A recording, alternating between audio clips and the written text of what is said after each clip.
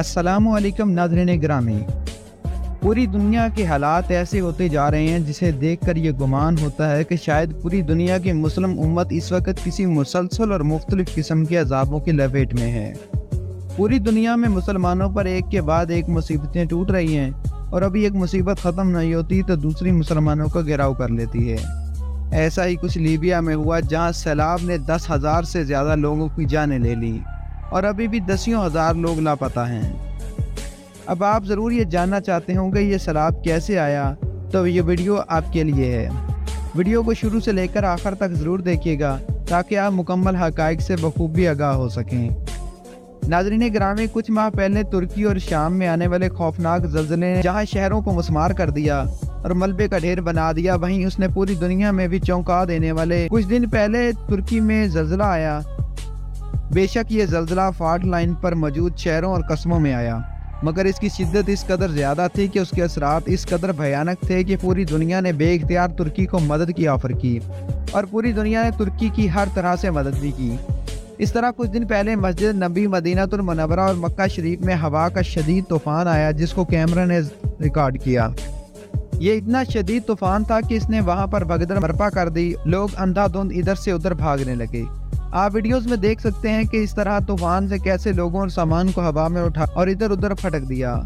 मस्जिद नबी के सहन में कैसी भगदड़ मची और हरम काबा सहन में कैसे चीज़ें उड़ रही हैं। ऐसे शदीद तूफान इससे पहले मक्का और मदीना के इलाका में नहीं आए। ये तूफान इन पहाड़ी इलाकों में पहली बार ऐसी शिद्दत से रोनमा हो रहे हैं, वरना ये तूफान खुले सहरा में जहाँ ये पहाड़ों की कसरत नहीं होती वहाँ से शिद्दत से आते हैं, क्योंकि पहाड़ी इलाकों में हवा का दबाव इस तरह से नहीं होता जो इस किस्म के शदीद तूफान पैदा कर सके। ये सब देखते हुए माहिरीन मौसमियात का भी हैरानी का शिकार है कि आखिर ये क्या हो रहा है। नाज़रीन गिरामी, आपने हमारी बनाई हुई एक वीडियो कुछ दिन पहले ज़रूर देखी हो जिसमें मराकश में आने वाले ज़ल्ज़ले से तबाही मचाई। मराकश में आने वाला ये ज़ल्ज़ला इस लिहाज से भी अनोखा था कि असल में ये ज़ल्ज़ले मराकश के शुमाली इलाके में आते थे जो समंदर के साथ ज़ल्ज़ले की फॉल्ट लाइन पे वाक़या है। लेकिन मराकश में मौजूद ज़ल्ज़ला जिसने 3,000 से ज़्यादा अफराद की जान ली और हज़ारों अफराद ज़ख्मी और बेयारो मददगार पड़े हैं, ये मराकश के जनूबी इलाके में आया। मराकश का जनूबी पहाड़ी इलाका ज़ल्ज़लों के लिए हमेशा से महफूज समझा जाता है और यहाँ ये सदियों से कोई ज़ल्ज़ला नहीं आया, लेकिन इसने आने वाले अचानक ज़ल्ज़ले ने मराकश में तबाही मचा दी।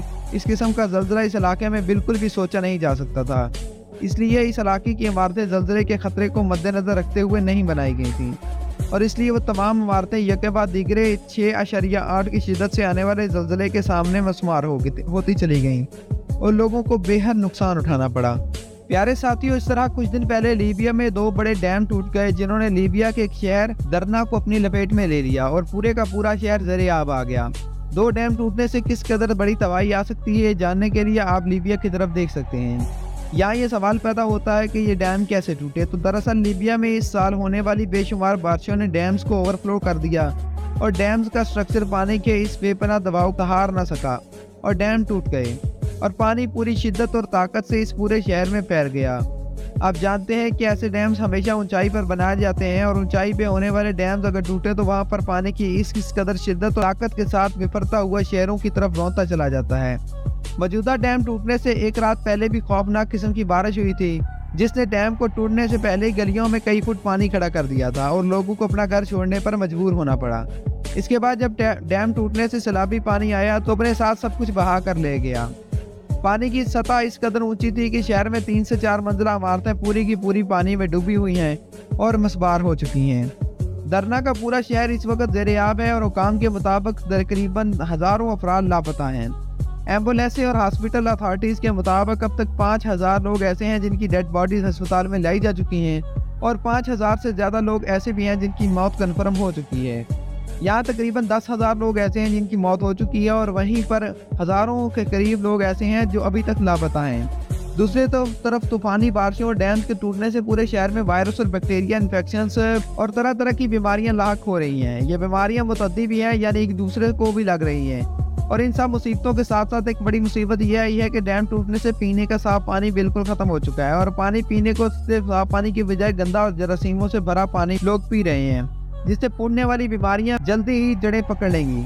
बेशुमार बच्चे न सिर्फ सैलाब से जाँ बग हो चुके हैं बल्कि बेशुमार बच्चे इस वक्त इन मुतअद्दी बीमारियों के फूटने से ज़्यादा बीमार भी हो रहे हैं। پیارے ساتھی، اقوام متحدہ کے ترجمان کا کہنا ہے کہ اس سیلاب کی بارش سے بھی ایک بڑی وجہ یہ ہے کہ یہ بھی ہے کہ لیبیا میں محکمہ موسمیات فعال نہیں ہے۔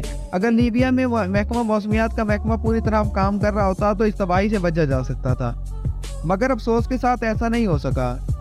ڈیرن شہر کے میئر نے ہلاکتوں کی تعداد ہزاروں تک جانے کا خدشہ بھی ظاہر کر دیا ہے اور اتنی ہی افراد لاپتہ ہیں۔ ان سے اندازہ لگایا جا سکتا ہے کہ حالات کس قدر خراب ہو گئے ہیں۔ پیارے ساتھیوں، یہ تمام حادثات اور قدرتی آفات چند ہی ماہ کے اندر آئے ہیں اور تقریباً تمام کے تمام مسلم ممالک میں آئی ہیں۔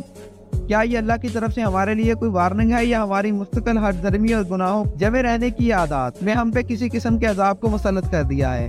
یہ آفات اور عذاب اس وقت پوری مسلم دنیا میں یکے بعد دیگرے رونما ہو رہے ہیں اور طرح طرح نشان چھوڑ رہے ہیں کہ پوری دنیا کو پریشانی اور خوف میں مبتلا کر رہے ہیں۔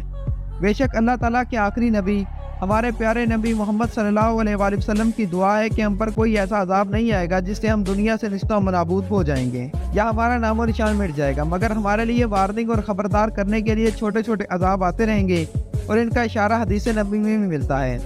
نبی اکرم صلی اللہ علیہ وآلہ وسلم نے فرمایا کہ قیامت کے نزدیک مسلمانوں پر مصیبتیں ایسے ٹوٹیں گی جیسے تسبیح کا دھاگا ٹوٹ جائے اور اس کے دانے یکے بعد دیگرے برستے ہوئے نیچے گرتے چلے جاتے ہیں۔ ناظرین، ان تمام آفات اور مظاہر سائنسی توضیحات بھی موجود ہیں اور ماہرین موسمیات کے مطابق دراصل یہ آفات زمین کی مقناطیسی قطب شفٹ ہونے کی وجہ سے رونما ہو رہی ہیں۔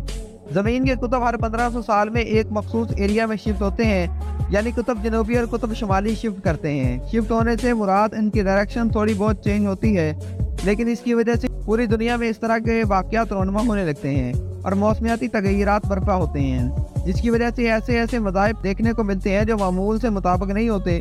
اسی وجہ سے وہ نقصان بھی زیادہ کرتے ہیں۔ جی تو معزز دوستو، یہ تھی ہماری آج کی ویڈیو۔ اس حوالے سے آپ دوستوں کی رائے کیا کہتی ہے کمنٹ باکس میں لازمی شیئر کریں۔ انشاءاللہ آپ سے جلد ملاقات ہوگی۔ اگر آپ کو ہماری یہ ویڈیو پسند آئی ہو تو ہمارے چینل کو سبسکرائب کریں، ویڈیو کو لائک کریں اور بیل آئیکن کو ضرور پریس کریں۔ شکریہ۔